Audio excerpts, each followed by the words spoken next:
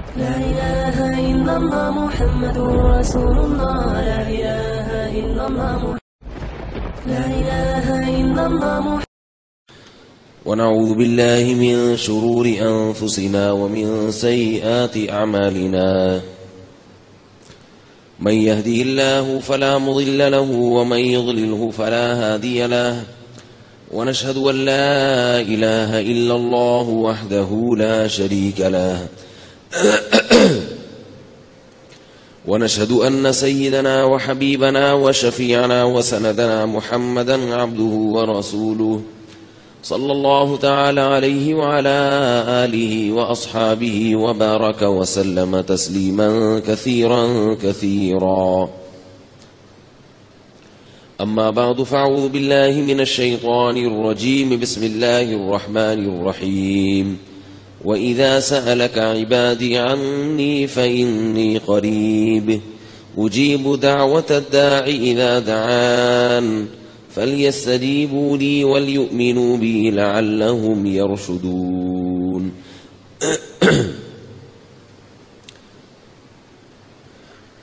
قرآن مجید میں اللہ تعالیٰ نے جہاں رمضان کے روزوں کا حکم دیا وہیں اللہ تعالیٰ نے دعا کا خصوصیت سے ذکر کیا ہے.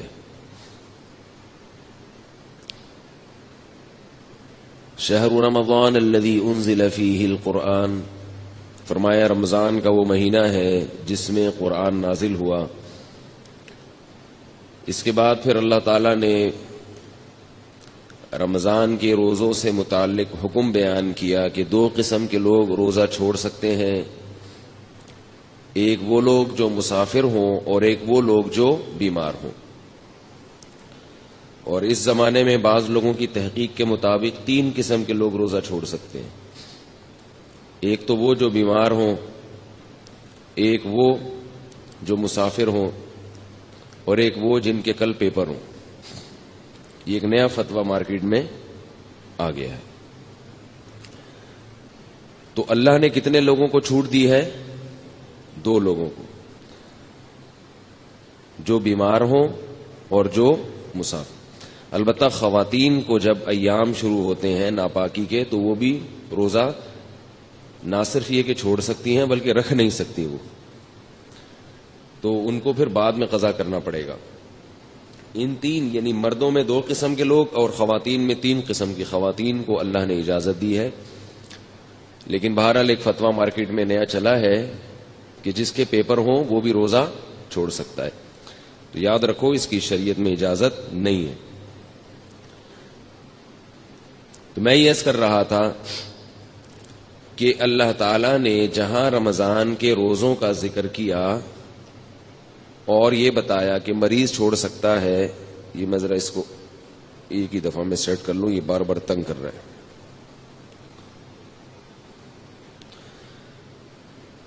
جہاں اللہ تعالیٰ نے رمضان کے روزوں کا حکم دیا اور مریض اور مسافر کو چھوٹ دی، اللہ نے وہیں پہ دعا کا تذکرہ کیا ہے.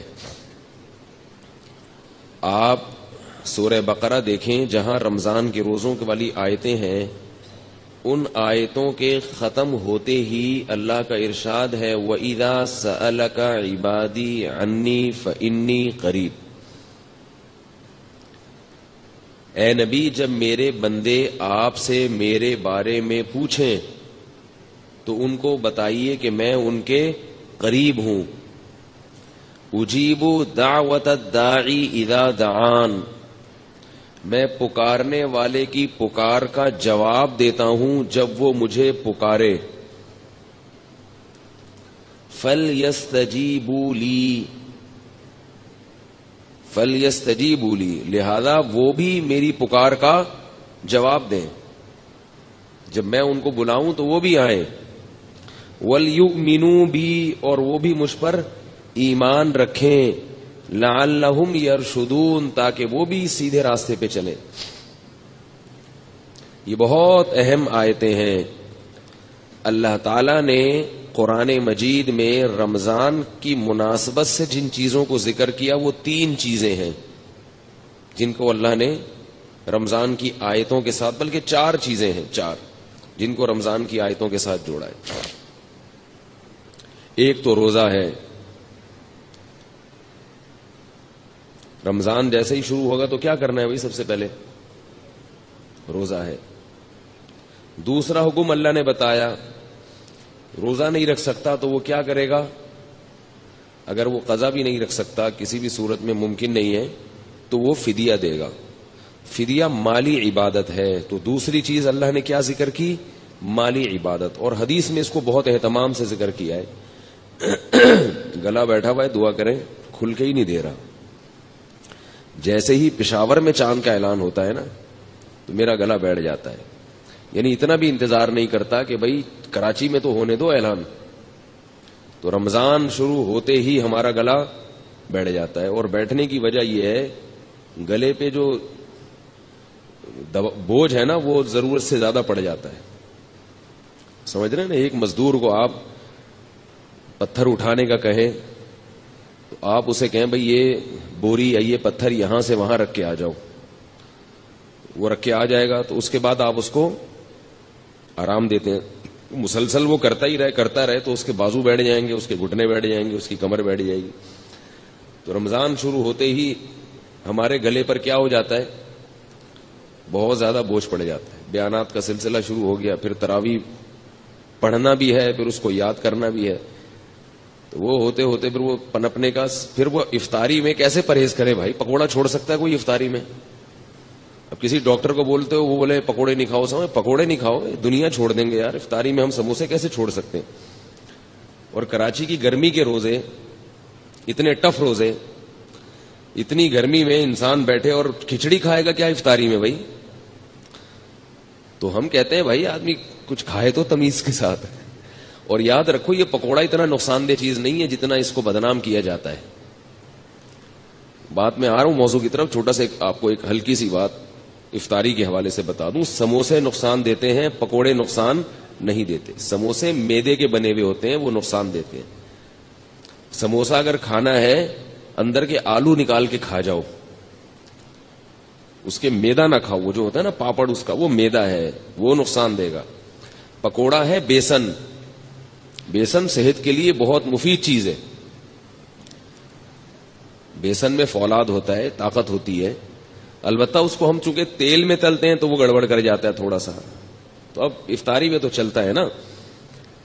تو اس لیے پکوڑوں کو جتنا بدنام کیا جاتا ہے نا اتنا وہ قابل ملامت ہے نہیں. تو جتنی ملامت ہے وہ سموسوں پہ لے جایا کریں آپ، ٹھیک ہے؟ تو میں جب سموسا کھاتا ہوں نا تو اندر سے آلو نکال کے کھا جاتا ہوں. میرے سامنے جو بیٹھا ہوتا ہے وہ پاپڑ کھا رہا ہوتا ہے. وہ سمجھتا ہو کہ یہ مفتی صاحب میرا اکرام کر رہے ہیں، حالانکہ یہ سازش ہوتی ہے جس کو وہ سمجھ نہیں پا رہا ہوتا. دوسرا ایک چھوٹی سی بات آپ کو صحت کے حوالے سے بتا دوں کہ اللہ کا واسطہ کولڈ ڈرنک سے روزہ مت افطار کیا کرو، گردوں کی ایسی کی تیسی ہو جاتی ہے. کولڈ ڈرنک ویسے بھی نقصان دہ چیز ہے، لیکن اگر آپ نے اس کے نقصان کو 100 گنا بڑھا دینا ہے تو اس کا طریقہ یہ ہے کہ آپ کولڈ ڈرنک سے روزہ افطار کریں. لوگ کیا کرتے ہیں کہ خالی پیٹ ہے، پیاس شدید لگ رہی ہے اور پیپسی سے روزہ افطار کر رہے ہیں. گردے جو ہے نا اس وقت مانگ رہے ہوتے ہیں کوئی لکوڈ چیز. اس وقت آپ نے اگر پانی نہیں پیا اور آپ نے اس پہ کولڈ ڈرنک چڑھا دی تو وہ گردوں کی ایسی کی تیسی ہو جاتی ہے. کسی بھی ڈاکٹر سے پوچھ لیں، بہت جلدی برباد ہو جاتے ہیں گردے. تو پہلے 3-4 گلاس سادہ پانی پی لیں، پھر ویسے تو پھر بھی نہ پیئیں، لیکن اگر پھر پی لیا جائے تو اتنا نقصان نہیں دیتی. سمجھ رہے بات کو کہ نہیں سمجھ رہے؟ اسی طرح چینی والی چیز افطاری میں، چینی کا شربت جو ہم پیتے ہیں خالی پیٹ، یہ بھی گردوں کو نقصان دیتا ہے. چینی جو ہے نا، چینی یہ وائٹ پوائزن ہے. وائٹ پوائزن، سفید زہر ہے. یہ چینی جب تیار ہوتی ہے تو یہ بالکل کالے کلر کی ہوتی ہے، یہ کوئلہ بن چکی ہوتی ہے. اس میں ایک کیمیکل ڈالا جاتا ہے رنگ کاٹ، جو اس کے رنگ کو کاٹ کے کیا بنا دیتا ہے؟ سفید کر دیتا ہے بالکل. تو وہ بہت خطرناک کیمیکل ہے. اب ہوتا یہ ہے کہ چینی والا شربت جب آپ پیئیں گے یعنی خالی پیٹ، تو آپ کی پانی کی کمی پوری نہیں ہوتی. وہ جزو بدن بننے میں ٹائم لگاتا ہے. اور چینی کی وجہ سے پیاس مزید بڑھ جاتی ہے. پانی پیتے رہتے ہیں مگر جسم میں پانی کی کمی پوری نہیں ہوتی. تو کام الٹا ہوا کہ نہیں ہوا؟ کیا خیال ہے بھائی؟ اور پھر اوپر سے وہ کیمیکل ہے. تو اس لیے بہتر یہ ہے کہ نبی صلی اللہ علیہ وسلم نے کھجور سے روزہ افطار کرنے کا حکم دیا. اس کو طیب چیز قرار دی. کھجور کھائیں, اوپر سے سادہ پانی پی لیں. تھوڑا سا ٹھنڈا بھی ہو چلے گا. ہم چائنیز نہیں ہیں کہ بالکل ہی ابلے ہوئے پانی پیئیں. اتنے بھی بیوقوف نہیں ہونے چاہیے انسان کو کہ وہ ابلے ہوئے پانی جو ہے نا گرم گرم پینا شروع کر دے. نبی صلی اللہ علیہ وسلم نے ہمیشہ ٹھنڈا پانی پیا ہے, لیکن فریج کا ٹھنڈا نہیں, چشموں کا ٹھنڈا. تو ہلکا سا پانی ٹھنڈا ہو یہ اچھا ہے, زیادہ نہ ہو. لیکن گرم پانی پینا, اگر اس سے میرا ملفوظ یاد رکھیں کہ چائنیز کہتے ہیں گرم پانی سے عمر لمبی ہوتی ہے. تو گرم پانی پی کے زندہ رہنے سے بہتر ہے ٹھنڈا پانی پی کے مر جاؤ. صحیح ہے نا؟ ایسے زندگی کا کیا فائدہ ہے جس میں آپ کو یہ لذت, جو نبی صلی اللہ علیہ وسلم نے تو اللہ کی جو محبت مانگی ہے نا اس کو تشبیہ دی ہے ٹھنڈے پانی سے کہ اے اللہ مجھے اپنی محبت محبوب بنا دے. وَمِنَ الْمَاءِ الْبَارِدِ, ٹھنڈے پانی سے بھی زیادہ محبوب بنا دے. اس سے کیا پتا چلا کہ ٹھنڈا پانی انسان کو محبوب ہوتا ہے, اور نبی صلی اللہ علیہ وسلم کو بھی محبوب تھا.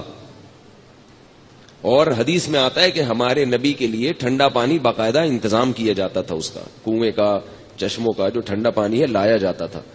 تو ٹھنڈا پانی جو نیچرل ٹھنڈا ہو یا تھوڑا بہت فریج کا رکھا ہوا ٹھنڈا, وہ زیادہ اچھا ہے بنسبت یہ جو کھولتے ہوئے گرم پانی پہ آج کل حکیموں نے لوگوں کو لگا دیا ہے, ڈاکٹروں نے بھی, اور چائنا والوں سے یہ بدعت شروع ہوئی ہے. تو یہ نہیں کیا کریں. صحیح ہے نا؟ بات سے بات نکلتی ہے, موضوع ادھورا چھوڑ دوں گا نا تو مصیبت ہو جائے گی, پھر وہ مسئلہ خراب ہو جائے گا. بعض لوگ کہتے ہیں ٹھنڈے پانی میں یہ فائدے ہیں, یہ فائدے ہیں, یہ بہت گرم پانی میں یہ فائدے ہیں, یہ فائدے ہیں. یقیناً فائدہ ہے, تبھی جو چائنا پی رہا ہے. لیکن جہاں فائدے ہوتے ہیں وہاں نقصانات بھی ہوتے ہیں. پہلی بات تو یہ وہ پانی نہیں ہے, اس میں پانی کا مزہ ہی نہیں ہے. آپ پیاس کے وقت قہوے جیسا پانی پی لو تو مزہ تھوڑی آئے گا پینے میں. تو اللہ نے تو یہ ان نعمتوں میں ایک لذت بھی تو رکھی ہے نا. کیا خیال ہے؟ لذت بھی تو رکھی ہے. اور دوسری بات یہ کہ جہاں کچھ فائدے ہیں وہاں کچھ نقصان بھی ہیں. نقصان بھی ہیں. وہ آپ کی جو انرجی ہے نا وہ ختم ہو جاتی ہے اس سے. آپ کبھی تجربہ کر کے دیکھیں, آپ دوپہر کھانا کھا کے گرم پانی پیئے کھولتا ہوں, آپ کو قیلولے میں نیند نہیں آئے گی صحیح طرح سے, نیند خراب ہو جائے گی آپ کی, نیند کا سسٹم آپ کا متاثر ہوگا. تو کھانے کے بعد تو نہ ٹھنڈا پیئے نہ گرم پیئے, اور کھانے کے 1 گھنٹے کے بعد آپ نے ہلکا سا ٹھنڈا پانی ہے, نارمل پانی, وہ پی لیا اس. تو افطاری میں چینی کا شربت خالی پیٹ بولنے بھائی نہ پیئے, اس سے پانی کی کمی پوری نہیں ہوتی اور پیاس بار بار لگتی ہے. اور اگر کسی کو چینی کا شوق ہے ہی بہت زیادہ تو چینی کا نقصان کم کرنے کے لیے ایک آپ کو ٹوٹکا بتا رہا ہوں. وہ نقصان کم ایسے ہوگا کہ کچی چینی زیادہ نقصان دیتی ہے, پکی ہوئی چینی کم نقصان دیتی ہے. میں نے گھر میں حکم دیا ہوا ہے, حکم کیا, گزارش کی ہوئی ہے گھر والوں سے. حکم کہاں بھائی, ریکارڈ ہو رہا ہے بیان. گزارش کی ہوئی ہے کہ چینی کو پانی میں ڈال کے ابال لو اور اس کا شیرہ بنا لیں. چینی کو نا خوب اچھی طرح پکائیں, پانی میں ڈال کے بہت اچھی طرح پکائیں, خوب اچھی طرح پکا کے نا اچھی طرح بوائل کر کے اس کا شیرہ تیار کر کے بوتل میں بھر کے رکھ لیں. وہ پکی ہوئی چینی ہے, اس میں جو اس کے کیمیکل ہے نا وہ جلنے اور پکنے کی وجہ سے اس کے زہریلی اثرات ختم نہیں ہوتے, کم ہو جاتے ہیں. آ رہی ہے بات؟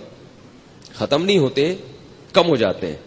تو اب اگر وہ شربت میں ڈال کے پیئیں گے تو نقصان تو پھر بھی ہوگا مگر کم ہوگا. شربت میں یا کھیر میں یا حلوے میں جو بھی آپ لوگ کھاتے ہیں, ہم نہیں کھاتے حلوہ بھائی, ٹھیک ہے نا, تو وہ نقصان کم ہو جائے گا. اسی طرح نمک جو ہے نا, نمک وہ بھی کچا زیادہ نقصان دیتا ہے, پکا ہوا بولنے کم نقصان. یہ جو کچا نمک ہے نا اس سے بلڈ پریشر کا مسئلہ کھڑا ہوتا ہے. کچا نمک کھانے میں اوپر سے نمک ڈال دیا. اسی طرح جو آٹے میں نمک ڈلتا ہے, ہوتا تو آٹے میں نمک کے برابر ہے وہ, مگر چونکہ وہ کچا رہ جاتا ہے, روٹی جب پکتی ہے نا تو اندر نمک نہیں پکتا اس میں صحیح طرح. تو جو بلڈ پریشر کے مریض ہیں وہ لوگ جب یہ روٹی کھاتے ہیں تو کھاتے ہی ان کا بی پی ہائی، اور پھر الٹی الٹی باتیں پھینکنا شروع کر دیتے ہیں. وہ دیکھا ہوگا آپ نے، کھانا کھاتے ہی پٹا ہو گیا گھر میں. تو اس کا حل یہ ہے، یہ میں ہوائی باتیں نہیں کر رہا، بڑے بڑے ڈاکٹروں کی بات کر رہا ہوں. اور جن لوگوں نے اس پہ کنٹرول کیا ان کے گھر سے بلڈ پریشر کی بیماری ختم ہو گئی.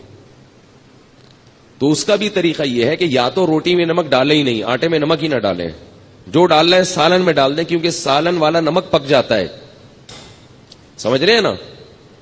جب سالن میں نمک ڈالا جاتا ہے تو وہ کیا ہو جاتا ہے؟ پک جاتا ہے. تو پکنے سے اس کے اثرات کم ہو جاتے ہیں.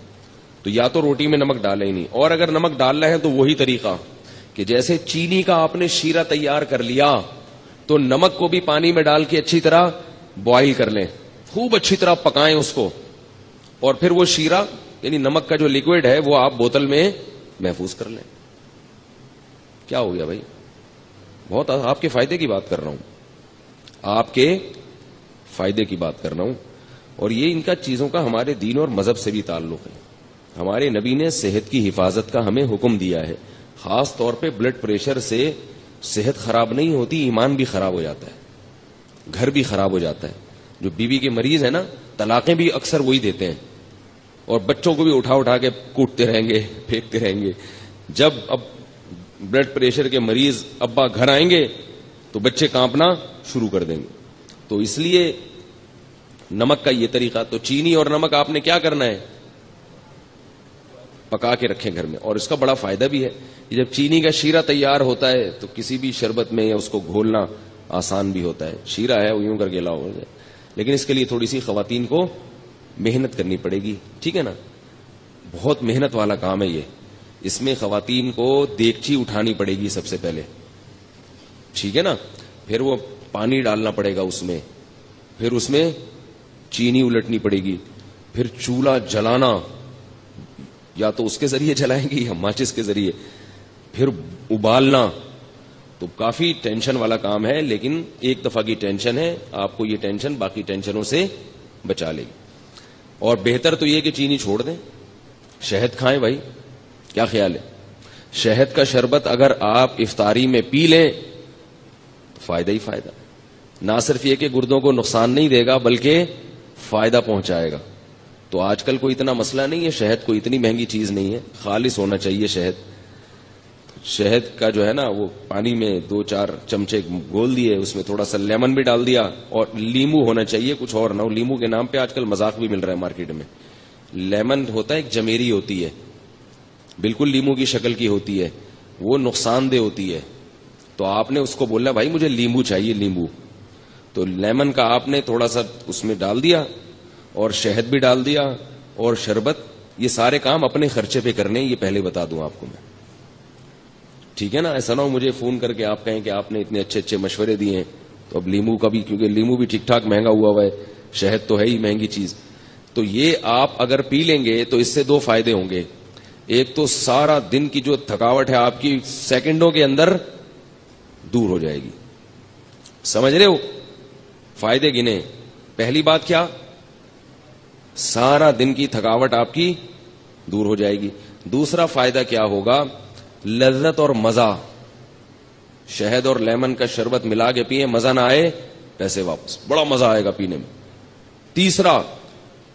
تیسرا فائدہ، آپ کے جسم کا کولیسٹرول بولے نا پگھلے گا، ہینڈسم اسمارٹ ہو جائیں گے، باریک ہونا شروع ہو جائیں گے. نتھر، یہ جو جتنے بھی آپ کے جسم میں فاضل اور فضول چیزیں جو صبح سحری میں کھا کے پیدا ہوئی تھیں، وہ کیا ہو جائیں گی؟ ختم ہو جائیں گی. نتھرنا شروع ہو جائے گا جسم، توند کم ہونا شروع ہو جائے گی آپ کی. سمجھ رہے ہو نہیں سمجھ رہے بھائی؟ اور چوتھا فائدہ کیا ہوگا کہ شہد میں اللہ نے روحانی برکتیں بھی رکھی ہیں. قرآن میں اللہ نے کہا نا فیہ شفاء للناس، تو اللہ نے تعریف کی ہے. تو جس کی اللہ تعریف کرے ظاہر ہے اس میں جسمانی برکتیں بھی ہیں اور روحانی برکتیں بھی ہیں. تو یہ 4 چیزیں. اور پھر آہستہ آہستہ چینی سے جان چھوٹ جائے گی. یہ 5واں فائدہ ہوگا. شہد کی عادت پڑ جائے گی آپ کو کچھ دنوں میں. تو یہ تھوڑے بہت کام کیا کریں. اور اللہ کا واسطہ، یہ جو بازار سے جتنے قسم کے مشروبات آ رہے ہیں جتنے قسم کے، چاہے وہ بہت اچھی کمپنیوں کے ہوں یا 2 نمبر لوکل کمپنیوں کے ہوں، سب ایک جیسے ہیں، سب نقصان دہ ہیں. جتنے مشروبات کوئی فری میں بھی دے رہا ہو نا، اگر فری میں بھی، تو نہ لیں اس کو. سمجھ گئے کہ یہاں تک؟ البتہ ہمدرد والوں کا جو روح افزا ہے اس کے بارے میں ماہرین کی 2 رائے ہیں. بعض کہتے ہیں وہ بھی کچھ ایسنس ہیں وغیرہ، اور بعض کہتے ہیں نہیں، وہ خالص عرقیات کا مجموعہ ہے. تو مجھے اس کی تحقیق، کتنی اہم باتیں ان کو فری پھوکڑ میں بتا رہے ہیں اور یہ قدر نہیں کر رہے بھائی. تو مجھے اس کی پوری طرح تحقیق نہیں ہے. وہ آپ ہمدرد والوں سے پوچھ لیں کہ بھائی یہ 2 نمبر آ رہا ہے، یا جب تک حکیم محمد سعید صاحب زندہ تھے تو 1 نمبر آ رہا تھا، وہ پھلوں کا رس تھا. ٹھیک ہے نا؟ اب پھلوں کا رس ہے یا پرچی پہ پھل لکھ کے وہ پرچی ڈال دی جاتی ہے، اس کا مجھے علم نہیں ہے. تو دونوں باتیں سننے کو ملتی ہیں. بعض کہتے ہیں 2 نمبر ہے، بعض کہتے ہیں 1 نمبر ہے. تو مجھے نہیں پتا کہ وہ 2 نمبر ہے کہ 1 نمبر. تو آپ کا کوئی جاننے والا ہو تو آپ اس سے تحقیق کر سکتے ہیں. باقی جتنے بھی مشروبات آ رہے ہیں باہر سے، سارے بیڑا غرق کر رہے ہیں. کیونکہ جب آپ خالی پیٹ وہ پیتے ہو، ان میں کیمیکلز ہوتے ہیں. وہ کیمیکلز آپ کے گردوں کو فوری طور پر متاثر کرتے ہیں. گردوں کے اتنی بیماریاں، پہلے زمانے میں لاکھوں میں کوئی 1 گردوں کا مریض ملتا تھا. تو اپنے آپ کو ڈائلسس پہ کیوں لانا چاہ رہے ہو بھائی؟ آپ دیکھو نا، ڈائلسس کے مریضوں کو جا کے ہسپتال میں دیکھو، پناہ مانگو گے اللہ کی آپ کہ اللہ مجھے بچا لے اس عذاب سے. تو یہ سارے کیسے مریض بنتے چلے جا رہے ہیں؟ شوگر کی بیماری، گردوں کی بیماری اتنی زیادہ عام ہو گئی ہے. اس کی بنیادی وجہ یہ جو مشروبات ہیں بازار کے ڈبے، جو دودھ کے آپ پی رہے ہیں نا، دودھ کے نام پہ جو مذاق پلایا جا رہا ہے آپ کو، یہ چھوڑ دیں. یہ دودھ نہیں ہے. یہ جو خوشنما پیکنگ میں دودھ آ رہے ہیں، یہ سفید رنگ کی کوئی چیز ہے، یہ دودھ نہیں ہے. اس کا کسی لیبارٹری میں ٹیسٹ کروا لیں، یہ دودھ نہیں ہے. دودھ وہ ہوتی ہے جو بھینس دیتی ہے، اور یہ کمپنیاں دیتی ہیں. تو کمپنی دودھ دے سکتی ہے کبھی؟ قرآن میں آتا ہے کہ چوپائے کو تم چارہ کھلاتے اس سے دودھ نکلتا ہے. کہیں بھی نہیں ہے کہ تم کمپنی کو پیسے دیتے اس سے دودھ نکلتا ہے. قرآن میں تو کہیں بھی نہیں ہے. دودھ کہاں سے آتا ہے؟ اب یہ پہلی جماعت کے بچوں کے سوال ہیں. بتاؤ دودھ کہاں سے آتا ہے؟ گائے سے آتا ہے یا کمپنی سے آتا ہے؟ گائے دودھ دیتی ہے. ہندو اسی لیے تو گائے کی عبادت کرتے ہیں کہ وہ دودھ دیتی ہے. ہندو کو کبھی دیکھا کہ نیسلے کمپنی کی عبادت کرتے ہوں، یا ملک پیک کی عبادت کرتے ہوں، یا ملک ٹیئر کی عبادت کرتے ہوں؟ اتنی سینس تو ہندوؤں میں بھی ہے کہ عبادت کس کی کرنی ہے، یعنی ان کے لحاظ سے جو سینس ہے، کس کی عبادت کرنی ہے؟ گائے کی. اور ہم کیا کر رہے ہیں؟ ہندوؤں کو مجبور کر رہے ہیں کہ وہ کس کی عبادت شروع کر دیں؟ کمپنیوں کی عبادت شروع کر دیں. تو دودھ گائے دیتی ہے، گائے سے دودھ نکالو، یا جس نے نکالا ہوا ہے اس سے جا کے خریدو. اس میں جراثیم اگر ہیں تو کوئی مسئلہ نہیں ہے. وہ جراثیم والا اس بغیر جراثیم سے بہتر ہے. جراثیم بھی اس میں اسی لیے آ رہے ہیں کہ وہ دودھ ہے. جراثیم کو بھی پتا ہے کہ یہ کیا ہے، دودھ ہے. اور یہ جو ڈبوں کے دودھ ہے ان کو کھول کے رکھ دو، اس کو جراثیم بھی لفٹ نہیں کراتے. تو جس چیز کو جراثیم بھی لفٹ نہ کرا رہے ہوں اس کو آپ کیوں پی رہے ہو بھائی؟ تو یہ ساری چیزیں کھا کھا کے لوگوں کے گردوں کا بیڑا غرق ہو گیا. شوگر کے مریض بنتے چلے جا رہے ہیں، توندے نکلتی چلی جا رہی ہیں، جسم ڈھلکتے چلے جا رہے ہیں، چہروں کی رونقیں ختم ہو رہی ہیں، پھر بھی پی رہے ہیں، بچوں کو بھی پلا رہے ہیں. اس لیے یہ اللہ نے قرآن میں حکم دیا ہے کہ اپنے آپ کو خود سے ہلاک مت کرو. جیسے خودکشی کرنا حرام ہے کھمبے سے چپک کے، ایسے ہی سلو پوائزن کھا کے آہستہ آہستہ اپنے آپ کو تباہ کرنا بھی غلط کام ہے، ناجائز کام ہے. اگر آپ کو پتا ہے کہ اس سے مجھے نقصان ہو رہا ہے. یہ عجیب بات ہے کہ کھمبے سے چپکنا تو حرام ہے، اپنے آپ کو مار دینا. یعنی آپ مجھے بتاؤ، ایک آدمی خودکشی کر رہا ہے، وہ ایسے کر رہا ہے کہ ابھی گیا اور ابھی بجلی کے کھمبے پہ ہاتھ لگایا اور ابھی مر گیا. تو یہ ناجائز ہے یا نہیں ہے بھائی؟ اور ایک آدمی ایسے اپنے آپ کو ہلاک کر رہا ہے کہ وہ تھوڑا تھوڑا کرنٹ اپنے لگاتا ہے کہ میں ابھی نہیں مروں، 10 سال میں مر جاؤں. تھوڑا تھوڑا اپنے آپ کو کیا کر رہا ہے؟ ہلاک کر رہا ہے. آج تھوڑا سا کرنٹ، پھر تھوڑا اور ذرا جھوڑ کا جھٹکا، پھر اور ٹھیک ہے. یہ ویسا حرام نہیں ہے جیسا ایک دم سے مارنا، لیکن کیا اس کو بھی ہم صحیح کہہ سکتے ہیں اس عمل کو؟ ہے بھائی زندگی کی حفاظت جب فرض ہے تو پھر وہ ہر لحاظ سے فرض ہے. تو اس طرح یہ چیزیں کھا کھا کے لوگوں نے، اور افطاری میں چونکہ زیادہ نقصان ہوتا ہے، تو رمضان تو اللہ نے ہمیں دیا، اس کی حکمتوں میں ایک حکمت یہ ہے کہ اس سے صحت اچھی ہوتی ہے.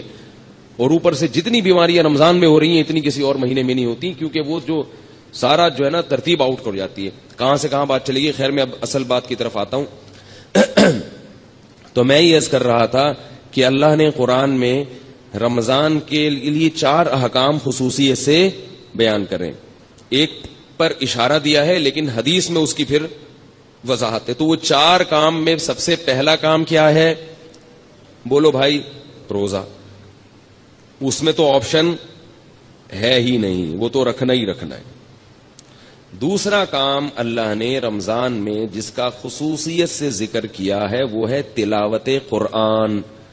رمضان کا اور قرآن کا آپس کا بہت گہرا جوڑ ہے. شہر رمضان الذی انزل فیہ القرآن, فرمایا وہ مہینہ ہے جس میں قرآن نازل کیا گیا. یہ وہ مہینہ ہے جس میں قرآن نازل کیا گیا. تو اللہ نے رمضان کا انتخاب کیا ہے قرآن کے نزول کے لیے. اسی وجہ سے رسول اللہ صلی اللہ علیہ وسلم نے اس مہینے میں تراویح کو مشروع کیا, تراویح کو, تاکہ اس میں قرآن پڑھا جا سکے. بعض جو متجددین کہہ رہے ہیں کہ تراویح کا نبی سے کوئی ثبوت نہیں ملتا, یہ جھوٹ ہے, غلط بات ہے 100%. تراویح سب سے پہلے کس نے پڑھی ہے؟ محمد صلی اللہ علیہ وسلم نے. 3 دن پڑھ کے چھوڑ اس لیے دی کہ فرض نہ ہو جائے.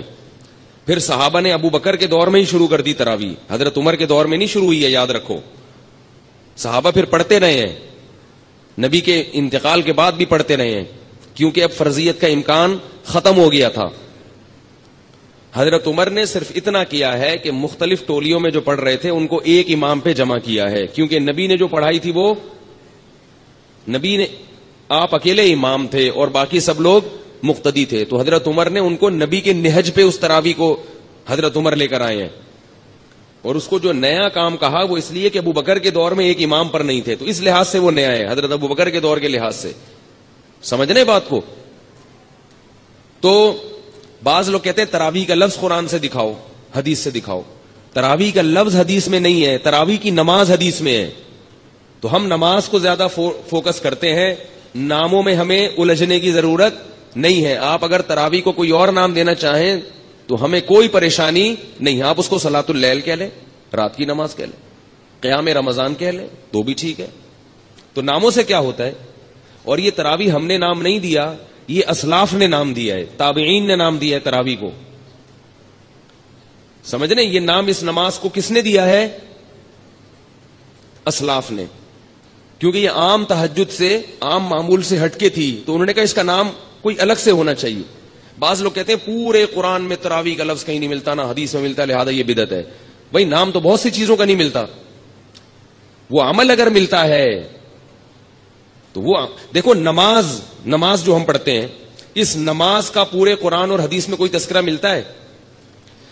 بولو نا. نماز کے لفظ کا کوئی قرآن و حدیث میں تذکرہ, بولو نا بھائی, نہیں ملتا. اب کوئی نماز دکھاؤ, نہیں ہے, نہیں تو ہم بھائی نماز نہیں ہے, صلاۃ تو ہے نا. 5 نمازیں جو ہم پڑھتے ہیں اس عمل کا ثبوت ملتا ہے, اس کو نام ہم کچھ بھی دیتے ہیں. عربی میں اس کو صلاۃ کہتے ہیں, قرآن نے اس کو صلاۃ کہا, اردو میں ہم اس کو کیا کہتے ہیں؟ نماز کہتے ہیں. تو نام چینج کرنے سے کچھ نہیں ہوتا. اگر وہ عمل ہمیں مل رہا ہے تو ہم اس کو اپنی آسانی کے لیے کوئی بھی نام دے سکتے ہیں. اب میں کہیں تقریر کر رہا ہوں, 5 نمازیں فرض ہیں. اب کوئی جناب پروفیسر صاحب اٹھ کے کہیں گے نماز تو قرآن میں کہیں ہے ہی نہیں, تو میں کہوں یہ جو فجر ہم نے 2 رکعتیں پڑھی ہیں یہ ہے یا نہیں؟ کہہ رہے یہ 2 رکعتیں تو ہیں مگر نماز نہیں ہے. میں نے کہا پھر کیا ہے؟ وہ کہا یہ تو صلاۃ ہے. تو اچھا بھائی ناموں میں جھگڑا ہے, تم اس کو صلاۃ کہہ دو یار. ہم چونکہ اردو اسپیکنگ ہے, ہماری زبانوں پہ کیا چڑھا ہوا ہے؟ بولو نا, نماز چڑھا ہوا ہے. تو بھائی نبی صلی اللہ علیہ وسلم سے رمضان میں الگ سے جماعت کے ساتھ 3 دن تراویح پڑھانا ثابت ہے, لیکن اس کو آپ نے تراویح کا نام نہیں دیا. ابو بکر رضی اللہ نے بھی اس کو تراویح کا نام دیا, حضرت عمر نے بھی نام نہیں دیا. لیکن ایک نماز بہرحال اس کا وجود اور ثبوت ہو گیا. اب جب ہو گیا تو پھر اسلاف نے آسانی کے لیے اس کو الگ نام دے دیا, کیونکہ وہ الگ نوعیت کی نماز تھی. تہجد کی نماز جماعت سے نہیں پڑھی جاتی. نفل نماز میں لوگوں کو بلا کے اکٹھا کر کے اتنی بڑی جماعت قائم کرنا بدعت ہے. یاد رکھو, نماز میں جو کام نبی نے انفرادی کیا وہ انفرادی کرنا پڑے گا, اور جو اجتماعی کیا وہ اجتماعی کرنا پڑے گا. اجتماعی کو انفرادی اور انفرادی کو اجتماعی نہیں کر سکتے آپ. فجر کی 2 سنتیں جو نبی نے پڑھی ہیں اجتماعی پڑھی ہیں یا انفرادی پڑھی ہیں؟ بولو نا بھائی, انفرادی. اب اگر آپ کہیں میں 2 سنتیں جماعت سے پڑھوں گا, بدعت بن جائے گا کہ نہیں بن جائے گا؟ تو رمضان میں نبی صلی اللہ علیہ وسلم نے یہ جو نوافل تھے یہ جماعت سے پڑھے ہیں, جبکہ عام دنوں میں تہجد آپ صلی اللہ علیہ وسلم جماعت کا اہتمام نہیں کرتے تھے. اگر جماعت ہوتی بھی تو 1-2 صحابی آگے کھڑے ہو گئے. تبھی فقہا لکھتے ہیں کہ نفل نماز کی جماعت میں 4-5 افراد اگر اکٹھے ہوں گے تو یہ بدعت عمل کہلائے گا, کیونکہ نبی صلی اللہ علیہ وسلم نوافل میں جماعت کا اہتمام نہیں کرتے تھے. 1-2 آدمی ہو ٹھیک ہے, زیادہ نہیں ہو. تو اب جو تراویح میں اتنی بڑی جماعت قائم کی, اگر یہ بالکل الگ منفرد نماز نہ ہوتی تو اس میں پھر جماعت جائز نہ ہوتی, کیونکہ نبی صلی اللہ علیہ وسلم کا جو 8 رکعت معمول تھا پڑھنے کا وہ جماعت سے نہیں تھا, وہ انفرادی تھا. تو اس میں جماعت قائم کرنا کہاں سے جائز ہو گیا؟ عجیب بات ہے کہ بعض لوگ جو ہے نا وہ تراویح کی رکعتیں بخاری سے لیتے ہیں اور نبی سے لیتے ہیں, اور جماعت کہاں سے لے رہے ہیں؟ حضرت عمر سے لے رہے ہیں, اور ان دونوں کو ملا کے ایک مسئلہ بنا رہے ہیں. بھئی جب آپ جماعت حضرت عمر سے لے رہے ہیں تو رکعتیں بھی آپ کو کہاں سے لینی پڑیں گی؟ حضرت عمر سے لینی پڑیں گی. اور حضرت عمر نے یہ کہاں سے لی ہیں؟ نبی صلی اللہ علیہ وسلم سے لی ہیں. تو اب اگر کوئی کہے نا یہ تراویح کا لفظ دکھاؤ تو وہ نماز دکھا دو, کیا کہ نماز نہیں تو صلاۃ تو ہے نا. تو آپ اسے کہیں جیسے صلاۃ کو ہم اردو میں نماز کہتے ہیں, اسی طرح اسلاف نے اس مخصوص نماز کو جو رمضان میں جماعت سے پڑھی جاتی تھی, اسلاف نے اس کو تراویح کہنا شروع کر دیا. اگر آپ کچھ اور کہنا چاہتے ہو تو ہمیں کوئی اعتراض نہیں ہے, لیکن یہ نماز پڑھو آپ بہرحال اور اس کو مانو. اور اسلاف نے اس کو تراویح کہا کیوں یہ بھی سن لیں, کچھ اور کہہ دیتے. یہ بھی بڑی ٹیکنیکل بات ہے, نوٹ کر لیں, نوٹ, یہ بڑی خاندانی باتیں ہیں, خاندانی.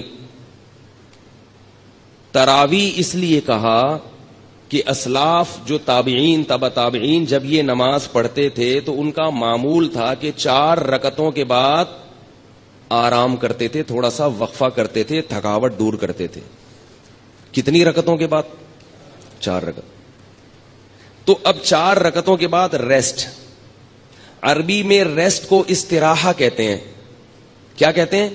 استراحت. ہوتا ہے نا ایک جلسہ استراحہ, استراحت.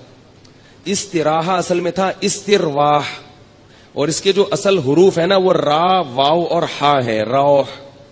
اسی سے مروحہ ہے, پنکھا, مروحہ, را واو ہا آ رہا ہے نا. پنکھا کیا کرتا ہے؟ ہوا پھینک کے آپ کو راحت دیتا ہے, بشرطے کہ چل رہا ہو. کئی ایسی والوں کی تو کوشش ہوتی ہے کہ نہ دے. اگر پنکھا چل رہا ہو تو آپ کو کیا دے گا؟ راحت دے گا, اور آپ کی طرف بھی ہو, ورنہ دوسرے والے کو دے گا, آپ کو ٹینشن دے گا. تو راحت سے نکلا یہ لفظ, صحیح ہے نا. تو ترویحہ, ترویحہ راحت پہنچانے والی چیز. تو 4 رکعتوں کے کو کیا کہا جاتا تھا؟ ترویحہ, کیونکہ اس کے بعد وہ کیا کرتے تھے؟ راحت حاصل کرتے تھے. کیا حاصل کرتے تھے 4 رکعتوں کے بعد؟ راحت. اب ذرا بات سمجھنا, ترویحتن کی جمع ہے تراویح. ترویحتن کی جمع کیا ہے؟ تراویح. عربی میں جمع کم سے کم 3 افراد پہ بولی جاتی ہے. 2 کے لیے عربی میں الگ صیغہ ہے. دیکھو, رجل 1 آدمی, رجلانی 2 آدمی, رجال 2 سے زیادہ. رجل کیا ہوا, روزہ کیوں لگ رہا ہے آپ کو؟ ہمارا بھی روزہ ہے بھائی, بولے نا ذرا. رجل ہمارے بھی روزہ ہے. اب ہمارے سامنے یہ نہ بتائیں کہ صرف آپ کو روزہ لگتا ہے, سب مسلمان ہیں. رجل 1 آدمی, رجلانی 2 آدمی, رجال بہت سارے, یعنی 2 سے زیادہ, وہ کہیں کچھ بھی ہو سکتے ہیں. ترویحتن 1 ترویحہ یعنی 4 رکعتیں. ترویحتانی 2 ترویحیں یعنی 8 رکعتیں. تراویح 8 سے زیادہ. پتہ یہ چلا کہ اسلاف کے دور میں 8 رکعت تراویح کا تصور نہیں تھا, ورنہ وہ اس کو ترویحتانی کہتے. تراویح آپ لوگوں نے قسم اٹھائی ہوئی ہے بھائی جملہ مکمل کیا کریں. اگر وہ 8 رکعتیں کا معمول ہوتا اسلاف میں تو وہ اس کو ترویحتانی کہتے, تراویح نہیں کہتے. مصنف ابن ابی شیبہ کی روایت ہے, جا کے دیکھ لیں. اور مزے کی بات یہ کہ عربی میں جمع کی 2 قسمیں ہیں, ایک جمع قلت اور ایک جمع کثرت. جمع قلت کہا جاتا ہے 9 تک کے افراد, اور جمع کثرت اس سے بھی زیادہ. تو تراویح کا مطلب 3 ترویحوں سے زیادہ. 12 رکعتوں کو بھی نہیں کہہ سکتے آپ, الا یہ کہ اس میں تسامح سے کام لیں, ورنہ اصل کیا ہے کہ تراویح کا مطلب بہت سارے ترویحیں, بہت سارے ترویحیں. تو اس لیے کم سے کم تراویح کی مقدار, یعنی اس لفظ جو ہے نا, یہ کم سے کم جن افراد پہ صادق آ رہا ہے وہ 12 رکعتیں کم سے کم, اور یہ لفظ بتا رہا ہے کہ وہ 12 سے بھی زیادہ ہیں. تو یہ لفظ خود انکار کر رہا ہے کہ تراویح 8 رکعتیں نہیں ہو سکتی. یہ اسلاف ورنہ اس کو یہ نام نہ دیتے. رہی وہ حدیث موطا امام مالک کی کہ جس میں آتا ہے کہ حضرت عمر نے 8 رکعتیں اور 3 وتر پڑھائے ہیں, وہ حدیث ضعیف ہے. اب میں اس کی سند میں جاؤں گا تو ٹائم لگے گا. گل ویلے دی تے پھل موسم دا والی بات کر لوں آپ کے سامنے, بھائی بات شارٹ مختصر ہو اور سمجھ میں آ جائے. اس حدیث وہ موطا امام مالک کس کی کتاب ہے؟ پورا نام بتا رہا ہوں, موطا امام مالک. یہ کس کی کتاب ہے؟ یہ تو ایسے پھر بھی نہیں بتا رہے یار آپ لوگ. یہ تو ایسے ہی ہو گیا جیسے ایک وہ تھا, ایک وہ بیٹھا ہوا تھا, وہ پہلے زمانے میں سیٹ چیلے, وہ تو نہیں گرو ہوتا تھا نا, اس کا ایک چیلا ہوتا تھا, ہے چیلا. تو جو چیلا تھا نا وہ بڑا مالدار تھا, اور گرو کیا تھا؟ غریب بیچارہ, ظاہر ہے اس کا نوکر تھا. ہمارے حضرت اس پہ یہ واقعہ اس پہ سنایا کرتے تھے کہ ہر مالدار آدمی میں عقل نہیں ہوتی, بعض دفعہ بیوقوفوں کو اللہ دولت زیادہ دے دیتا ہے, بلکہ زیادہ تر ایسا ہی ہو جاتا ہے, ٹھیک ہے نا, اللہ اپنی قدرت دکھاتا ہے. تو اور اگر اللہ یہ اصول بناتے کہ جس کے پاس پیسہ ہو تو اس کے پاس, جس کے پاس عقل زیادہ ہو پیسہ بھی ہوگا, تو بیوقوف تو بھوکے مر جاتے بیچارے. تو کیا ہے کہ عجیب حساب ہے کہ بعض دفعہ عقل بالکل نہیں ہوتی, پیسہ بہت ہوتا ہے. تو اس پہ حضرت یہ واقعہ سناتے تھے کہ وہ ایک چیلا تھا, بڑا مالدار تھا, اس کا ایک نوکر تھا. تو چیلے نے اپنے نوکر سے کہا, گرو سے کہا کہ مجھ سے وہ حضرت پنجابی میں سناتے تھے, بڑا مزہ آتا تھا, مجھے وہ پوری پنجابی اس طرح آتی نہیں ہے, تو میں کچھ اردو کچھ پنجابی کا تڑکا لگانے کی تھوڑی سی کوشش کروں گا, کیونکہ اس لطیفے کا پنجابی میں ہی مزہ ہے. جو لطیفہ جس زبان میں بنا ہو وہ اسی میں سننے میں مزہ آتا ہے, وہ کسی اور زبان میں جب ترجمہ ہوگا تو اس بیچارے کی لطیفے کی ایسی کی تیسی ہو جاتی. تو حضرت اس پہ سنایا کرتے تھے کہ وہ گرو نے اس سے پوچھا, بلکہ وہ سرائکی میں ہے, کہ اپنے نوکر سے کہا کہ مجھ سے کوئی پہیلی پوچھو, لیکن یہ بتا دوں اگر مجھے اس کا جواب نہ آیا نا تو تیری ٹھکائی لگاؤں گا میں. یعنی اپنے نوکر سے خود ہی اپنی ذہانت کا امتحان بھی لے رہا ہے, اور پھر یہ بھی ڈر ہے کہیں فیل ہو کے میں بیوقوف ہونا میرا ثابت نہ ہو جائے. تو کہہ رہا ہے کہ اگر مجھے اس کا جواب نہیں آیا نا, مجھ سے حل نہیں ہوئی, تو میں تجھے چھوڑوں گا نہیں. اب وہ بیچارہ پریشان, یہیں سے بیوقوفی شروع ہو گئی نا. اب وہ کہہ رہا ہے کہ یار سوچ کے کوئی ایسی پہیلی لے کر آؤ بہت ہی آسان ہو, بہت آسان ہو, جس کا جواب آ جائے. تو اب اس نے پہلی پوچھی کہ حضور بتاؤ کہ ایک جانور ہے تے پونچھ گھمیندی ہے. گھمیندی پنجابی کا لفظ ہے, سرائکی کا لفظ ہے, سرائکی ہے نا, تو سرائکی میں یہ لطیفہ. پونچھ گھمیندی ہے, چولہے کے گرد گھومتی ہے. یعنی ایک جانور ہے جو اکثر چولہے کے گرد گھومتا ہے اور دم ہلاتی ہے رہتی ہے, صحیح ہے نا. اور مزید آسان کرنے کے لیے بولے میاؤں میاؤں کرندی ہے. ٹھیک ہے, اب تو بات ہی حل ہو گئی نا. ایک جانور ہے جو گھر میں رہتا ہے, دم ہلاتا ہے اور اکثر چولہے کے گرد گھومتا ہے اور میاؤں میاؤں کرتا ہے. بوجھو کی ہے, بتاؤ بھائی کون سا جانور ہے. اب وہ سوچ میں پڑ گیا. اب وہ کیا ہو رہا ہے, سوچ. کافی دیر سوچنے کے بعد بولتا ہے کوکیڑ, مرغا.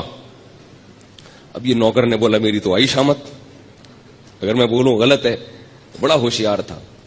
اس نوکر نے بولا حضور لگتا ہے کسی نے دسیا ہے, یہ اتنا مشکل پہیلی کا جو آپ جواب لے کر آئے ہو, یہ لگتا ہے کسی نے آپ کے کان میں چپکے سے بتایا ہے. بڑے فخر سے کہتا ہے اوئے اکل جی دوڑے, اکل جی, یہ کیا ہے؟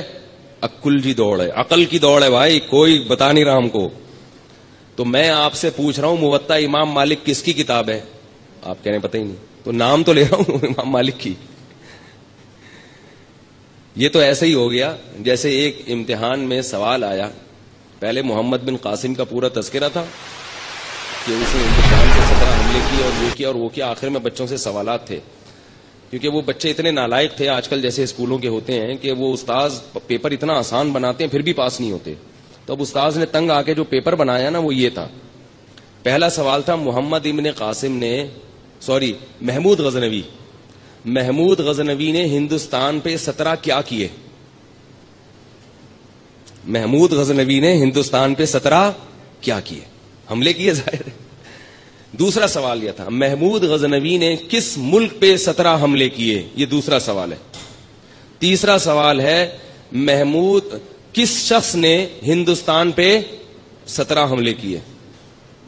یہ 3 سوال ہیں اور ان 3 میں ایک کرنا ہے, 2 اختیاری ہیں, ٹھیک ہے نا. کمپلسری صرف ایک ہی سوال ہے. بچے پھر بھی فیل ہو جاتے ہیں, وہ پھرے دیکھ رہے ہوتے ہیں جو لے کر آئے ہیں نا, یار اس میں کہاں لکھا ہوا ہے. تو دیکھو کہاں کتنا آپ لوگوں نے پریشان کر دیا. اگر آپ اسی وقت جواب دے دیتے امام مالک کی ہے تو پھر مسئلہ یہ اتنے 2 واقعات آپ کو اتنے حسین واقعات سننے کو نہ ملتے. تو موطا امام مالک میں یہ حدیث ہے کہ حضرت عمر نے 8 رکعتیں اور 3 وتر پڑھائے تھے. تو موطا امام مالک کس کی کتاب ہے؟ امام مالک کی. امام مالک نے خود اس حدیث کو نہیں لیا ہے, یہ ضعیف ہے. اگر یہ صحیح ہوتی تو جو اس کا مؤلف ہے سب سے پہلے وہ اس کو فالو کرتا نا. خود امام مالک کا یہ مذہب نہیں ہے کہ تراویح 8 رکعتیں ہیں, خود انہوں نے اس کو فالو نہیں کیا. سمجھ رہے ہو بات کو؟ تو اس لیے جو مجتہدین ہیں, جو فقہاء ہیں, ان کی بات کو مانو بھائی, جو ساری دنیا چلتی چلی آئی ہے. یہ تو اب رواج ہو گیا اتنا. پھر بھی بار بار میں یہ کہتا ہوں کہ لڑنا نہیں چاہیے ان چھوٹے مسائل میں, بس آپ کا نظریہ درست کرنا, موقف اپنا سامنے رکھنا مقصد ہے. پھر بھی کوئی 8 پڑھ رہا ہے 20 پڑھ رہا ہے تو کسی پہ طنز نہ مارو. لوگ کیا کرتے ہیں کہ ایک دوسرے پہ طنز کرنا شروع کر دیتے ہیں. تو آپ اپنے آپ کو متبع سنت سمجھیں اور دوسرے پہ طنز ماریں, یہ طریقہ غلط ہے. اور نبی صلی اللہ علیہ وسلم کے نہ یہ اخلاق ہے نہ یہ سیرت ہے. وہ بولیں بھائی اس بیچارے کی جو سمجھ میں آیا, اس کو نبی کا جو طریقہ اس کی سمجھ گیا, وہ اپنے حساب سے سنت کو فالو کر رہا ہے, تو ٹھیک ہے. اس کو اگر وہ اجتہادی خطا پہ ہے تو اللہ تعالیٰ پھر اس کو, اگر وہ اس میں صلاحیت ہے اجتہاد کی اور خطا ہو رہی ہے تو اللہ اس کو ثواب دے دے گا اس پہ. تو 2 کام میں نے بتا دیے. دوسرا کام کیا ہے؟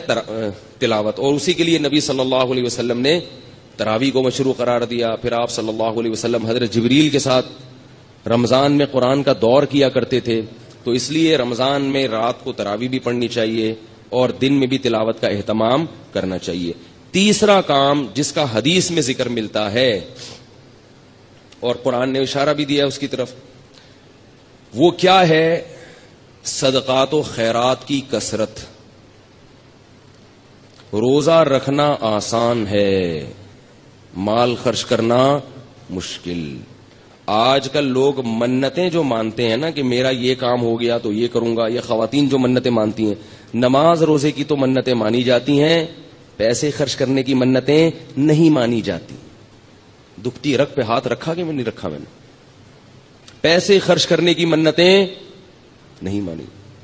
پیسوں سے ہمیں بہت محبت ہے, اور اللہ نے جہاں نماز کا ذکر کیا وہاں مال خرچ کرنے کا ذکر ساتھ ساتھ کیا. اس سے پتہ چلتا ہے کہ اللہ کو کنجوس نمازی پسند نہیں ہے. تو ہم اس نوٹ سے دل نہ لگائیں, اس پراپرٹی سے دل نہ لگائیں, رکھیں مگر ساتھ ساتھ اللہ کی راہ میں خرچ بھی کیا کریں. آپ کو پتہ ہے کہ پہلے صوفیاء کرام کی جو خانقاہ ہوتی تھی, آج کل چند ایک کو چھوڑ کے اچھے لوگ بھی ہیں تصوف میں الحمدللہ, انہی کی برکت سے آج یہ دین قائم ہے. ہم بھی اسی تصوف کے سلسلے سے جڑے ہوئے ایک نالائق ہیں جو آج یہاں بیٹھ کے ٹوٹا پھوٹا دین کا کام کر رہے ہیں. تصوف پر رد ہرگز مقصد نہیں ہے, کسی کا مذاق اڑانا مقصد نہیں ہے, لیکن بہت سی خانقاہیں کھانے پینے کا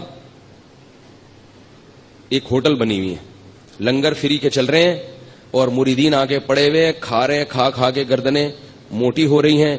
جب ان سے پوچھا جائے کہ تم یہاں کیوں پڑے ہوئے ہو تو کہتے ہیں ہم اصلاح کرنے کے لیے آئے ہوئے ہیں. ہم کیوں آئے ہوئے ہیں؟ اصلاح کرنے. چلو پھر بسم اللہ کرو, کھانا کھاؤ. پھر وہ سیٹ کوئی وہ لے آیا, دیگ لے آیا بریانی کی. تو بھائی کوشش کیا کرو جتنا ممکن ہو کھانا اپنے پیسوں سے کھایا کرو, اس سے اصلاح زیادہ ہوتی ہے. دوسروں کے پیسوں سے کھانا کھانے سے اصلاح بولو نا کم ہوتی. اور اگر خانقاہ میں ہو تو کوشش کرو کھاؤ ہی نہیں, روزے رکھو, کیونکہ روزے رکھنے سے جو اصلاح ہوتی ہے وہ کھانے سے نہیں ہوتی.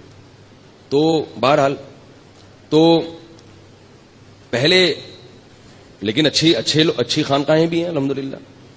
تو میں یہ نہیں کہہ رہا کہ لنگر کوئی کھلا رہا ہے تو وہ غلط کر رہا ہے اور جو کھا رہا ہے غلط کر رہا ہے, بدگمانی جائز نہیں ہے, لیکن تھوڑا سا اپنے اوپر بھی انحصار کرنا چاہیے نا. ایک خانقاہ ایسی ہے ملیشیا میں, میرا بھائی وہاں گئے, انہوں نے بتایا کہ جس کو بھی ملیشیا میں کھانا مہنگا پڑ رہا ہے نا, ہوٹل سے خرید کے کھانا, وہ شیخ سے اصلاحی تعلق قائم کر کے خانقاہ میں ایڈمیشن لے لیتا ہے. آنکھوں دیکھا واقعہ بتایا انہوں نے. شیخ سے اصلاحی تعلق قائم کریں گے اور خانقاہ میں ایڈمیشن لے لیں گے, اور پھر وہاں پہ لنگر آ رہے ہیں اور وہ اصلاح کی نیت سے کھا رہے ہیں. تو اگر کبھی جانا ہو تو ملیشیا میں مجھ سے پوچھ کے جائیں آپ لوگ, ٹھیک ہے نا. میں اپنے بھائی صاحب سے پوچھوں گا بھائی وہ کدھر ہے یار وہ خانقاہ, میں نہیں جاؤں گا وہاں, بات کر رہا ہوں. تو ایسے لوگ بھی ہیں. تو جیسے جب وہاں ملیشیا میں ہو سکتا ہے, حالانکہ وہ بھی ہمارے ہی ایک سلسلے کی خانقاہ ہے, تو یہاں نہیں ہو سکتا کیا؟ یہاں بھی ہے. تو اس لیے پہلے کیا تھی, خانقاہ تھی, تو اس میں جو ہمارے صوفیاء کرام ہیں وہ کیا کرتے تھے, اپنے مرید کے دل سے دولت کی محبت نکالنے کے لیے کیا کرتے تھے, کڑک کڑک نوٹ اور سکے جلوایا کرتے تھے. اس کو ہمارے حضرت جو ہے نا, ہمارے شیخ مفتی رشید احمد صاحب ایسے بتاتے تھے کہ اگر دل میں نوٹوں کی محبت ہے نا, جیسے آج تو نوٹ ہے سکے نہیں ہے, پہلے تو دینار ہوتے تھے, درہم ہوتے تھے, تو فرماتے تھے کہ ہم پھر یہ کریں گے کہ جس کے دل میں پیسے کی محبت ہے نا, کہ ہر وقت اپنے بٹوے میں پیسے گنتا رہتا ہے اور دیکھتا رہتا ہے اتنے پیسے ہو گئے, اتنے ہو گئے, اتنے پیسہ, اتنا پیسہ, تو فرماتے تھے اس دل سے دنیا کی محبت نکالنے کے لیے ایک کام کیا کرو, 5,000 کا کڑک نوٹ پکڑو اور ایک طرف ماچس کی تیلی سے آگ لگاؤ اور آہستہ آہستہ اس کو جلاؤ. کرنا نہیں ہے یہ کام کہیں آپ شروع کر دیں, شروع نہ کر دیں آپ, یہ تو کسی شیخ سے باقاعدہ اجازت لے کے, وہ آپ کے حالات دیکھ کے آپ کی نفس پکڑ کے چیک کرے گا کہ آپ کی بیماری یہاں تک پہنچ گئی ہے کہ آپ صدقہ بھی نہ کرو, آپ تو جلاؤ, آگ لگاؤ ان نوٹوں کو, لیکن آپ نہ کرنا. یہ ڈاکٹروں کی باتیں وہ ذرا اوپر کی باتیں. میں ایک بتا رہا ہوں کہ ایسا بھی کیا ہے دل سے پیسوں کی محبت نکالنے کے لیے. فرماتے کنارے پہ آگ لگاؤ, پھر آہستہ آہستہ جب وہ نوٹ جلے گا تو آپ کا دل بھی اندر سے جلے گا, بڑا کلاوازیاں کھائے گا, ہائے ہائے کیا ہو رہا ہے. فرمایا پوری گڈی رکھی ہوئی, پھر دوسرا نوٹ, پبلک بھی دیکھے گی, بولے گی کیا ہو رہا ہے بھائی ہمیں دے دو, بولا نہیں آگ لگاؤں گا آگ. جب فزیکلی کوئی کام کیا جاتا ہے نا, فزیکلی, تو اس کے اثرات بھی آپ کی باڈی پہ پڑتے ہیں, آپ فزیکلی فٹ ہونا شروع ہو جاتے ہیں. صرف بیانات سنیں گے تو صرف ذہن متاثر ہوگا, آپ کی باڈی متاثر نہیں ہوگی. دیکھیں میں اگر آپ کو بیان کروں کہ روزانہ جو ہے وہ 2 کلومیٹر یا 5 کلومیٹر جاگنگ کرنی چاہیے, روزانہ آپ سنیں گے تو کیا آپ ہلکے ہونا شروع ہو جائیں گے؟ جب تک آپ کریں گے نہیں ہوں گے. تو اگر میں آپ کو یہ بتاؤں نوٹوں کی محبت دل میں نہیں ہونی چاہیے, پیسے سے محبت نہیں ہونی چاہیے, دنیا ہے ختم ہونے والی ہے, قبر میں نہیں جائے گا, سنتے رہو گے کچھ بھی اثر نہیں ہوگا. تو فزیکلی جب آپ اس کو جلانا نہیں, بھائی اللہ کا واسطہ بار بار کہہ رہا ہوں, اگر آپ اس کو جلانا شروع کر دیں, اور وہ آپ کہیں گے کہ پھر ہمیں کیوں ترغیب دے رہے ہو جب منع بھی کر رہے ہو, وہ پھر کسی اور وقت بتاؤں گا میں. تو ایسے جب آپ اس کو آگ لگائیں گے, ہلکی ہلکی آگ لگے گی, اور یہ آگ نوٹ پہ کم اور آپ کے دل پہ زیادہ لگ رہی ہوگی, اندر اندر سے آپ جلنا شروع ہوگے, زیادہ محبت ہوگی تو آپ کے سر کے بال خود بخود غائب ہونا شروع ہو جائیں گے. ایسا لگے گا وہ بھی جل رہے ہیں اور بغلیں بھی جل رہی ہیں, ٹھیک ہے نا, سب جلا کے آپ بالکل صاف ستھرے ہو جاؤ. تھوڑے دنوں میں آپ کے دل سے یہ دنیا کی محبت ختم, اور آپ دیکھو گے یار جلا دیا پھر بھی اللہ کھانے کو دے رہا ہے, تو میری بنیادی ضرورتیں پوری ہو رہی. تو یہ مشق کروائی جاتی تھی, لیکن آج کل منع کیا جاتا ہے, آج کل منع کیا جاتا ہے. تو آج کل اتنا ہی کر لو کہ صدقہ کر دو, 5,000 کا کڑک نوٹ نکالو, کسی فقیر کو یہ چونیاں ٹھنیاں چھوڑ دو. 5 روپے کا سکہ دیکھا اپنے سمٹ کے احتجاج میں کتنا چھوٹا سا ہو گیا ہے. ابھی سنیں 10 کا بھی سکہ آ گیا ہے, 50 کا بھی سکہ, اوف. تو کیا ہو رہا ہے, ہمارے ملک کی حالت کیا ہو رہی ہے؟ یہ بھی اس لیے ہو رہی ہے کہ پیسہ جمع ہو رہا ہے, خرچ نہیں ہو رہا. تو جو ہے نا یہ سکے وکے کے بجائے اب کیا ہے، کڑک سا نوٹ نکالا، اپنے بھائی کو دے دیا، بہن کو دے دیا، اور کیا ہے رشتہ داروں میں کوئی غریب ہے اس کو دے دیا. لوگ رشتہ داروں میں جو غریب ہے اس کو زکوٰۃ دیتے ہیں، دینی چاہیے، ڈبل ثواب ہے. لیکن یاد رکھو کہ رشتہ داروں کا تو ویسے ہی حق ہے، اللہ کے بندو، ان کو تو ویسے ہی خرچ کرنا چاہیے، ان کو زکوٰۃ پہ کیوں ٹہلا رہے ہو؟ اگر کوئی رشتہ دار غریب ہے تو وہ تو آپ کی ویسے ہی ذمہ داری ہے نا، اس کا خیال کرو. ٹھیک ہے زکوٰۃ بھی ہو جاتی ہے، لیکن میں یہ عرض کرتا ہوں کہ زکوٰۃ کے لیے تو بہت زیادہ سے زیادہ مستحق کو تلاش کرو، اس رشتہ دار کو ہدیہ دے دیا کرو، ویسے اتنی ہی رقم قسمت میں دے دو ہدیے میں، کیونکہ رشتہ دار بہت سے لوگوں کے اتنے غریب ہوتے نہیں ہیں، لیکن وہ پھر بھی کچھ ہیلے بہانے کر کے کھینچا تانی کر کے کیا کر دیتے ہیں، زکوٰۃ پکڑا دیتے ہیں ان کو. تو مفتی سے فتویٰ لیتے ہیں، زکوٰۃ ادا تو ہو جاتی ہے لیکن اس سے بھی بڑے بڑے غریب دنیا میں پڑے ہوئے ہوتے ہیں، تو رشتہ داروں کو ویسے ہی دے دو بھائی. اب ایک بیوہ عورت ہے جس کا بیٹا کما رہا ہے، ٹھیک ہے وہ بیوہ غریب ہے، اس کے پاس نہ سونا ہے نہ پراپرٹی ہے، اس پہ زکوٰۃ لگ جاتی ہے، لیکن جب اس کا بیٹا کما رہا ہے تو اس کو دینے کی کیا ضرورت ہے بھائی؟ ان کو دے دو نا جن کے بیٹے بھی نہیں کما رہے، اس کی ضرورت تو پوری ہو رہی ہے نا بیٹے کے ذریعے. فقہی لحاظ سے بعض چیزیں درست ہوتی ہیں مگر مصلحت کے لحاظ سے خراب ہوتی ہیں اور شریعت کے مزاج کے موافق نہیں ہوتی. تو بعض دفعہ مفتی فتویٰ دے دیتے ہیں کہ زکوٰۃ اس پہ لگ جائے گی، لیکن آپ کا ضمیر اس کی اجازت نہیں دے رہا ہوتا، تو ضمیر کی بھی مان لینی چاہیے. ایک بیوہ عورت ہے جس کا بیٹا کما رہا ہے لیکن وہ بیوہ غریب ہے، تو بیوہ پہ زکوٰۃ لگ جائے گی کیونکہ شریعت اس کی غربت کو دیکھتی ہے، اس کے بیٹے کو نہیں دیکھتی. لیکن اصولی طور پر کیا ہے کہ زکوٰۃ کا مقصد غربت ختم کرنا ہے، لوگوں کی حاجت پوری کرنا ہے، تو ایسے کو دو نا جو اس سے زیادہ محتاج ہے، اور اس کو ویسے ہی دے دو. اگر یہ بیوہ آپ کے رشتہ داروں میں سے ہے تو آپ اس کو ویسے ہی ہدیے کے نام پہ دے دیں، ہدیہ تو کسی کو بھی دیا جا سکتا ہے. تو اس لیے بھائی رمضان میں تیسرا کام کیا کرنا ہے، کڑک کڑک نوٹ بولو، اللہ کی راہ میں بولو نا، جملہ مکمل کریں، آدھا کام اسی سے ہو جائے گا، بولنے سے ہو جاتا ہے. کڑک کڑک نوٹ اللہ کی راہ میں خرچ کرنے ہیں، اور شیطان کہے گا کیا کر رہے ہو، اتنی محنت سے کمائے ہیں، اتنی محنت سے کمائے ہیں، کیسے دے دوں؟ دیکھو نبی نے کیا فرمایا، بہترین صدقہ کون سا ہے؟ دل تھام کے سنیں یہ حدیث، بہترین صدقہ کون سا ہے؟ فرمایا تأمل الغنا وتخشى الفقر، وہ صدقہ کہ رقم خرچ کرنے کے وقت تمہیں یہ خیال ہو کہ اگر میں نے یہ پیسے خرچ نہیں کیے تو ان پیسوں سے مزید پیسہ بنا سکتا ہوں، ان پیسوں سے مزید پیسہ بنا سکتا ہوں. تأمل الغنا، امید ہے غنا کی کہ یار یہ اگر میں نے روک لیا نا تو ایسے مواقع آئیں گے جن میں انویسٹ کر کے نوٹ پہ نوٹ چھاپ لوں گا، تو اس پیسے سے انسان کو زیادہ محبت ہوتی ہے. دوسری چیز اس میں یہ ہو، تخشى الفقر، اگر ابھی خرچ کیا تو موجودہ حالت سے نیچے بھی آ سکتا ہوں، صرف امیدیں نہیں ہیں خطرات بھی ہیں.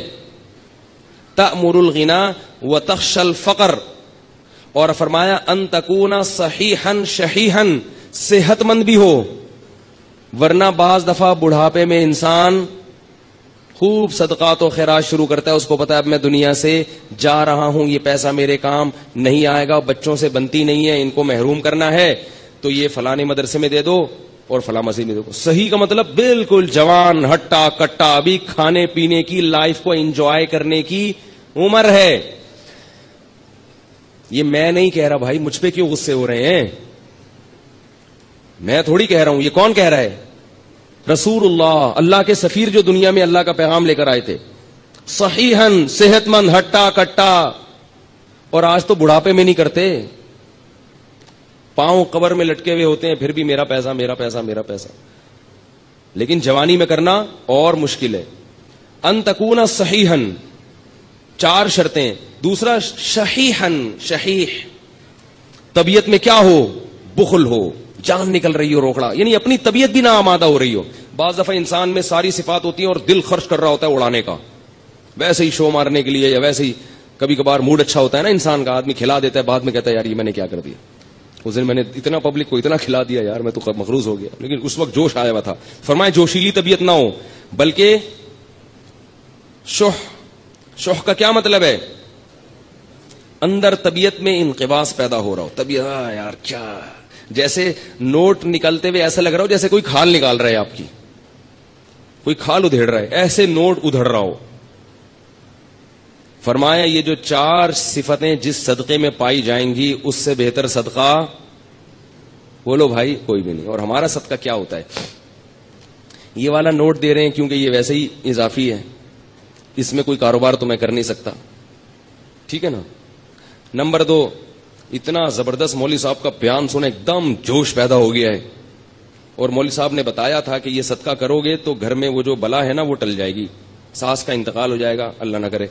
بعض لوگوں کے لیے ساسیں بلائیں ہیں، یا کسی کی ساس ٹھیک ہو جائے گی، بھائی وہ پریشان تھا، ساس ٹھیک کرنا چاہتا تھا، ٹھیک ہو جائے گی، تو یہ سب ہو جائے گا.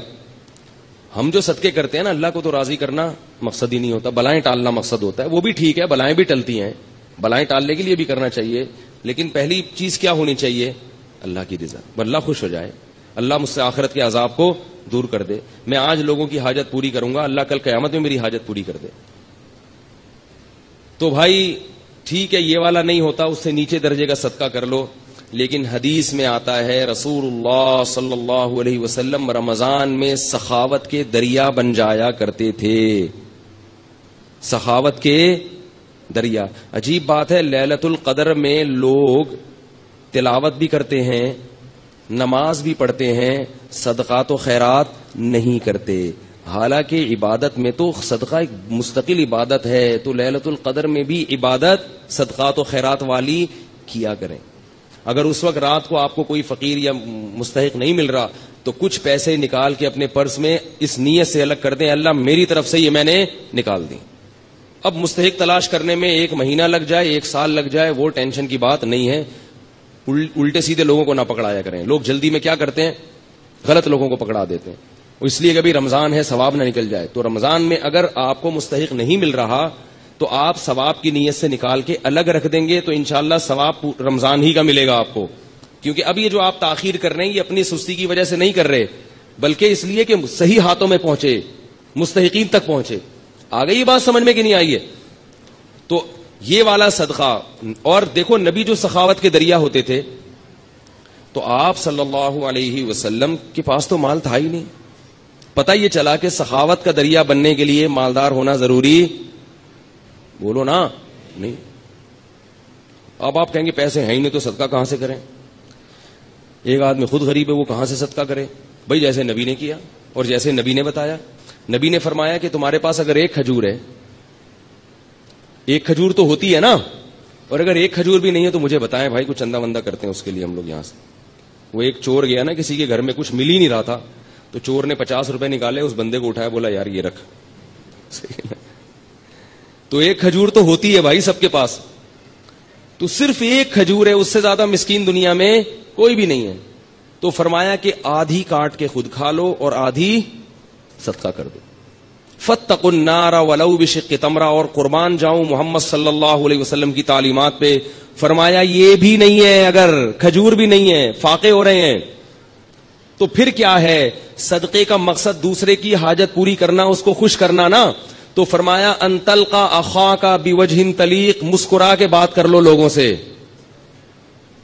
ایسی بات کر لو جس سے لوگ خوش ہو جائیں. لوگ مجھے کہتے ہیں نا آپ جمعے کے بیان میں ہنساتے بہت ہیں، اس لیے ہنساتا ہوں کہ لوگ گھر میں رو رہے ہیں، گھر میں رو رہے ہیں، بیویوں سے لڑائیاں، ابا سے نہیں بن رہی، چاچے سے نہیں بن رہی، وہ وراثت کھا گیا، وہ یہ کر دیا، اس نے یہ دھمکی دے دی، باہر نکلے گا وہ موبائل چھین کے. کوئی ابھی جمعے میں آتے ہوئے کتنے لوگوں کے موبائل غائب ہو جاتے ہیں.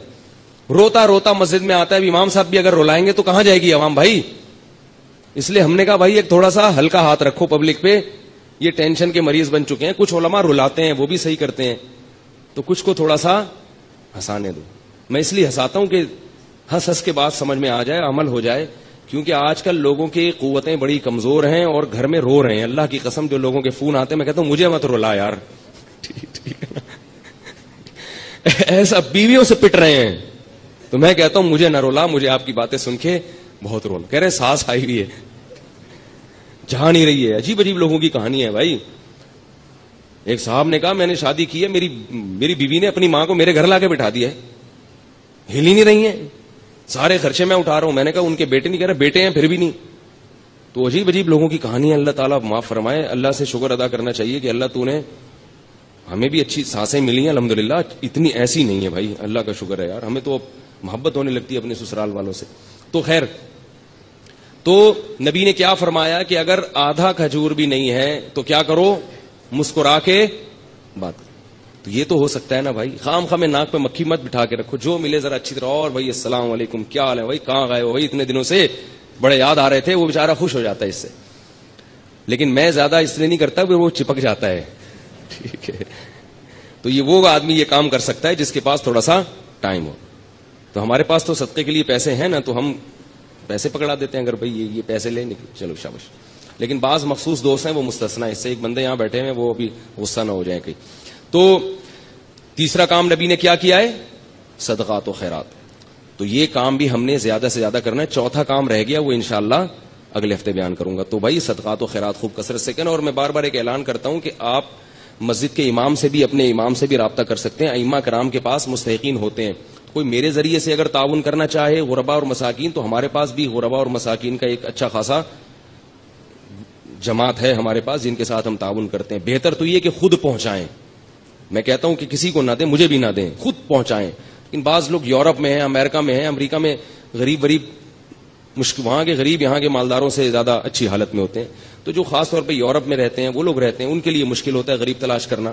تو وہ پھر اپنے ملکوں میں, ویسے بھی اپنے ملکوں کا حق زیادہ ہے, تو ان کو چاہیے بھائی اپنے ملکوں میں بھیجیں اور پھر یہاں کے ذریعے لوگوں پر تقسیم کروائیں, تاکہ ہمارے ملکوں کی غربت دور ہو. اللہ تعالیٰ سمجھنے کی, عمل کی توفیق عطا فرمائے. جی, اعتکاف کے ابھی فارم ملیں گے جمعے کی نماز کے بعد. جو لوگ بھی اعتکاف میں بیٹھنا چاہتے ہیں تو وہ ابھی اس فارم لے لیں. اور جو باہر سے, کراچی سے باہر سے آنا چاہتے ہیں تو یہ نعیم بھائی کا نمبر ہے 0333139614. اس نمبر پہ کال کر کے اپنی رجسٹریشن کروا سکتے ہیں. صرف 2 دن ہے آپ کے پاس اعتکاف میں بیٹھنے والوں کے لیے, 2 دن ہے. 2 دن میں جن کے رجسٹریشن ہو گئی بس انہی کو بیٹھنے کی اجازت دی جائے گی, کیونکہ محدود جگہ ہیں, بہت زیادہ رش اکٹھا ہو جاتا ہے, اس کو پھر مسجد میں جگہ نہیں ہوتی. پتہ نہیں, ابھی ذہن میں نہیں ہے.